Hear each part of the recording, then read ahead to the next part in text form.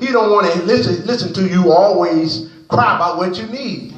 But sometimes he want to just hear you say, thank you, Lord, for what you already done. I wish I could witness it here. Just say, thank you, Lord, because you woke me up early this morning. And I'm just calling on you in prayer to tell you I thank you. Because you didn't have to do it. But you did. Men are always to pray. And that includes women and children also. Human beings ought to pray. Not only are we ought to pray, but we ought to pray at all times. We ought to pray in every situation. Because Jesus prayed to his Father as often as he felt the need. See, Jesus said, I left my heavenly throne, but I haven't forgot who's still sitting in that spot. I've got to call on my Father. I've got to say, Abba, Father. I'm just calling on you right now. Don't take them out of the world, but just keep them here and bless them so they can do my word. Huh? Don't stop them from going forth, but just keep them as you kept me, and they'll be able to go forth. Verse 36. Verse 36 of the text. Then cometh Jesus with them into a place called Gethsemane, and saith to the disciples, sit ye here while I go and do what? And pray yonder. Says, sit here. I got some praying to do. He said, I got the group of disciples. I want y'all to sit here. But then verse 37, look what he does. And he took with him Peter and the two sons of Zebedee. Who were the two sons of Zebedee? Anybody know? James and who? James and John. So he left the other brethren there and said, you three come on with me. That would call this what is inner circle. He said, come on inner circle. I want these ones to stay here, but y'all coming with me. He said, I'm going a little bit deeper into the garden. He took with them, and look what happens here. He took with him Peter and the two sons of Zebedee and began to be what? Sorrowful. What else? And very heavy. Look at 38. Then said he unto them, my soul is exceeding sorrowful, even unto what? Even unto death. He said, tarry ye here and watch with me. He says, I'm not excited about having to die. Oh, somebody said, oh, Jesus should have been clicking his heels ready for death because he's God. But you forgot the other half of the story. He was God and man at the same time. Oh, is anybody listening to me today? He was what some writers call the God man. He was truly God and truly man all at the same time. So he had a divine personality. He had a human side. The human side at that time said, hold on, Jesus. We talking about death here. I know you and the Father have already made a pact together to take care of the sins of the world, but I'm thinking about this from a human perspective. And I don't want to die. I'd rather do it another way. Is there another way we can do this? Human side said, divine, is there any other way we can maybe talk to the Father and try to get out of this thing here? But Jesus in his inner circle entered into the lush garden of Gethsemane. Jesus gives us here a sterling example of what Christians ought to do when situations seem to be unbearable. When it seems like the weight of the world is upon your shoulders and that it's a time that we ought to pray. When it seems like we cannot make it in life, that's a time to go in prayer. Somebody say, yo, you talked about, I ain't seen the church praying. I ain't seen the church fasting. I ain't seen them doing nothing but just doing a lot of talking. Well, I asked the question, what are you doing? Can I get a witness? The only time you pray is when the church is calling into prayer? Huh? Is the only time you fast is when the church is calling to a fast? Or do you do it on a daily basis? Do it every day. Every situation. Go in prayer. And you'll find out it'll make you a better person. Because it'll make you spiritually connected with the God in heaven. Are you listening to me today? Oh my God, prayer is a tool that Jesus used to subdue the fears of his humanity. As I said earlier, he was truly God and he was truly man. He was fully God and fully man at the same time. But yet he left his royal throne in glory to take up a human body to save sinners like you and me from the burning flames of hell. So Jesus in his humanity prayed to the Father. Thusly, we need to learn that prayer is the most important tool we have available to us in order to fight the enemies of God. What am I saying? I'm saying when folk try to ridicule you and scandalize your good name, just pray for them. Just pray for them. And see if God won't do the rest. Just pray for them. Don't tell God what to do to them. Just pray for them. And see if God won't do it his way. Oh my God. When bills are piling up higher than you can see your way through the pain, that's the time when prayer is the answer. Somebody said, I found the answer when I learned to pray. Verse 37. Go back again. He took with him Peter and the two sons of Zebedee and began to be sorrowful and very heavy. Jesus was sorrowful. Jesus was heavy. His heart felt heavy because he understood the fact that Calvary's rugged cross laid ahead of him and that betrayal was also right around the corner. But before he is betrayed by Judas Iscariot and before he goes to be tried as a criminal and sentenced to death by crucifixion, he has another battle he must deal with. Jesus had to deal with the battle going on in the human side of him. Jesus' humanity does not want to die. His human side was like anybody else's except for the fact he did not commit any sins like we do. He was sinless in this body. Truly God, truly man, able to battle the sins of the flesh that so easily beset us. But Jesus, as the Bible tells us, went a little bit farther. In verse 39, he went a little bit further and fell on his face and prayed a prayer. Listen what he said. He said, oh, my Father, if it be what? Possible. Let this cup do what? Pass from me. Stop right there.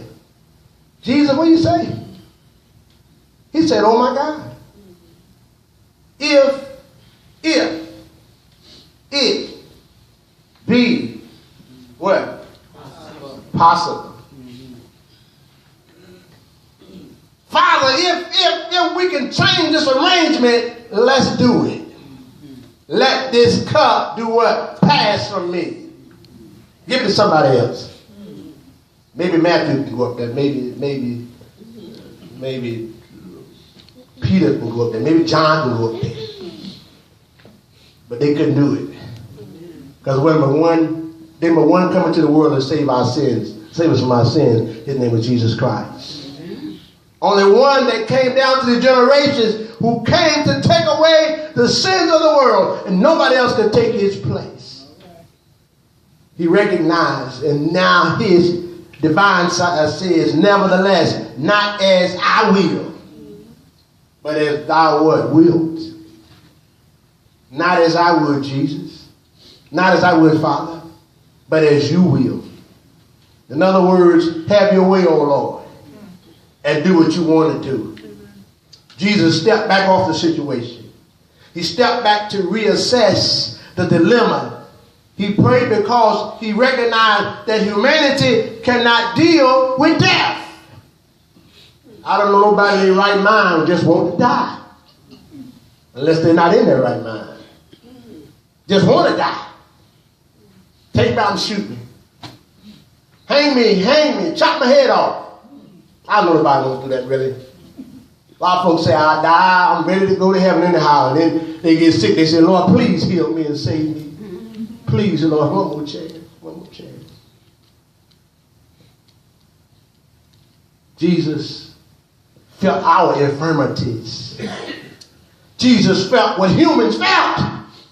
That was his purpose for taking up this body. There's nothing you can tell Jesus that he don't know about. There's no prayer that you can pray and say, Lord, I know you don't know what I'm going through because you never suffered. He suffered, oh my God, and went to the cross and you didn't. Are y'all listening to me today? And so my God can answer a prayer when I put it up. Huh? Because he's already suffered. He's already bled.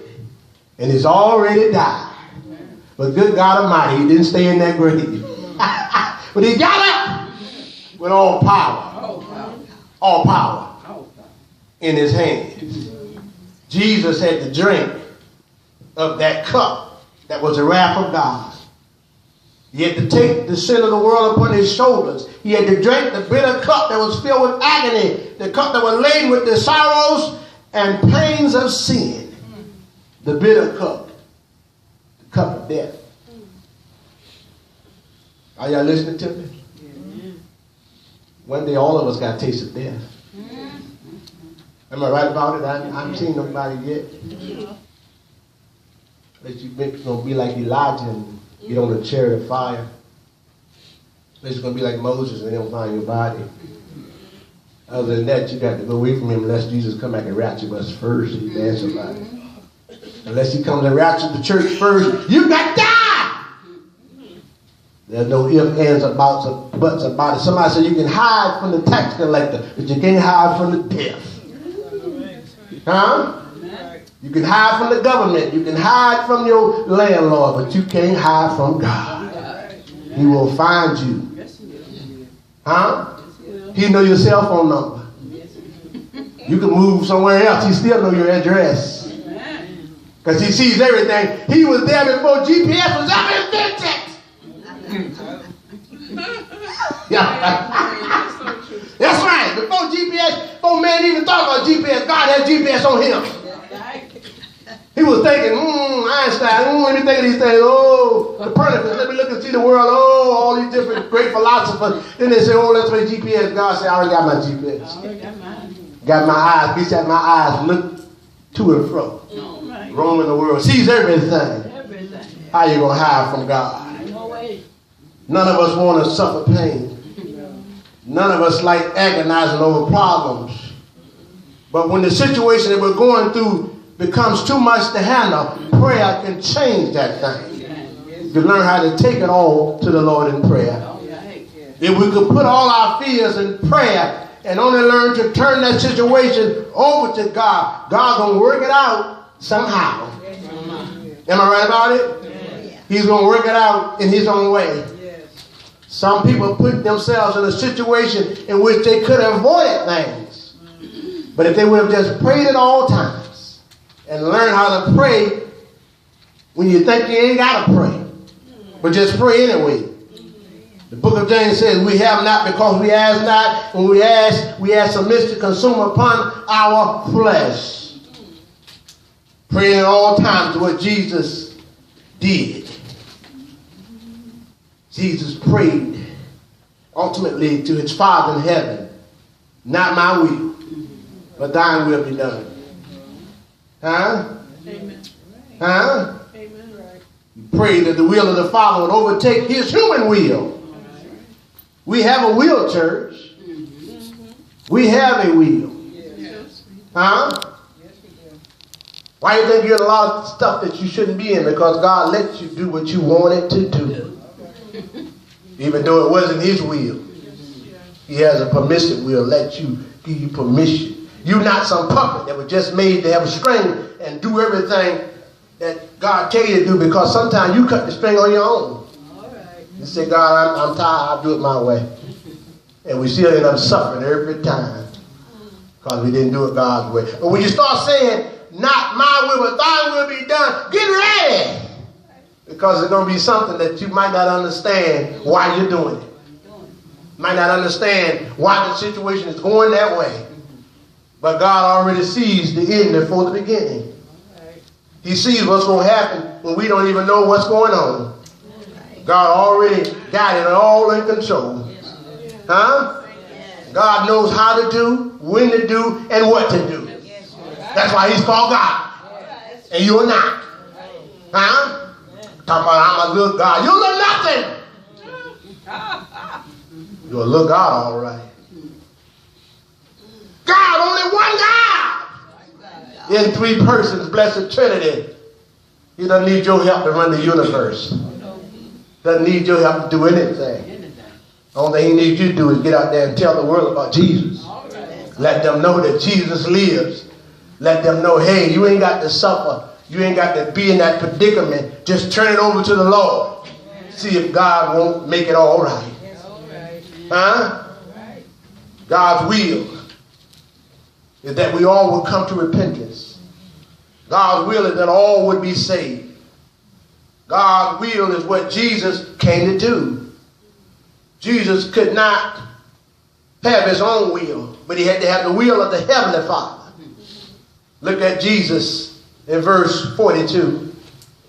He went away again the second time and prayed, saying, "O my Father, if this cup may not pass from me, except I do what? Drink it." What did he say? Thy will be done. In other words, if I can't get out of it, then that's all right. We'll do it your way. Because your plan is the ultimate. He said, this is the ultimate reason I came, is to die for the sins of the world. Without the shedding of blood, there is no remission for sin. Except he shed his blood, none of us could be saved. But because the blood of Jesus came streaming down, we've got a chance to be saved. Is that right? Huh? Great God Almighty. Nevertheless, not as I will, but thy will. Jesus knew his journey had come to an end. He knew it was time to die. After 33 short years, it was time for him to take the long march from judgment hall to judgment hall. It was time for him to go to Calvary's rugged cross. It was time for him to go to the tomb of Joseph and be laid there for 3 long days. But he would rise again with resurrection power.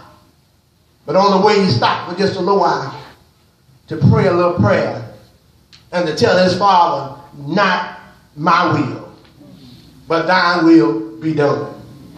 We need to pray that God's will be done in our lives. We need to pray for God to have his own way. When we don't know which way to turn, there is a God who sits high and looks down low. There is a God who can do anything but fail. That's why the writer I told you earlier said, just a little talk with Jesus. Tell him all about my troubles. Hear my faintest cry. He'll answer by and by. Feel the prayer returning. Know that there's a fire burning. Just a little talk with Jesus makes it right. I just want to say thank you, Lord, that Jesus drunk of that cup. Thank you, Lord, that Jesus Christ went to the cross. Thank you, Lord, because your son hung between 2 thieves.